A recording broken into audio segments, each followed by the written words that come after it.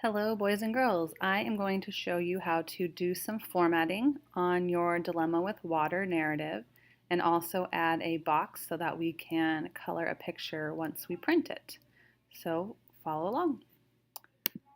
The first thing I want you to do is to change the spacing of your paragraphs. And to do that, you're going to highlight all the paragraphs, not the title, just the paragraphs by selecting all the text. And you're going to find the button that has the arrows that go up and down. Click on the line spacing button and you're going to change it to 1.5. I just think it's easier to read this way, so that's why I do this.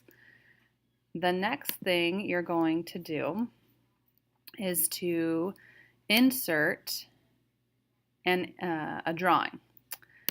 To do that, you want to make sure your cursor is in the right spot to start. So I'm going to click the blank line that's in between my heading and my first introduction paragraph. So there's no other typing on this line, so it's all alone. I'm going to go up to where it says Insert, and I'm going to choose Drawing.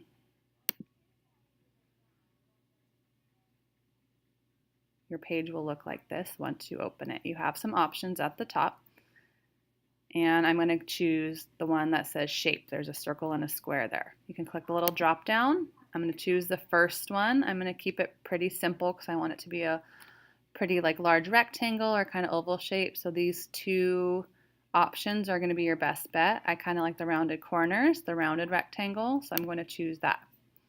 Then it gives you this little plus sign. That means I'm going to create my rectangle. So I'm going to start it in the corner and drag it all the way across the page. Then it should look like that. Now you notice that the middle of it is all blue. Well, I don't want it to be blue. I want it to be white on my paper, and that is called transparent. So I'm going to go up to the little fill bucket and choose transparent.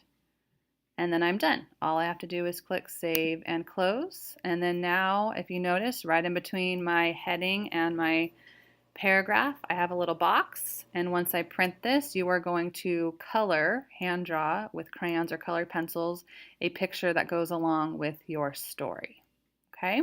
The last thing I like you to do is to, if you want to, change your font, but let's talk about that. I don't want you to pick something that is too hard to read, so you're going to go up to the fonts option. It's set at Arial, that's just what's selected. I want it to be easy to read. Like this Pacifico, that's not a good option for a narrative essay. You want to pick something that's easy to read. If it's all capitals, that's also not a good option, like Walter Turncoat or Amatic SC, that's not a good option. Cursivoa is not a great one. You want to pick something that's still easy to read.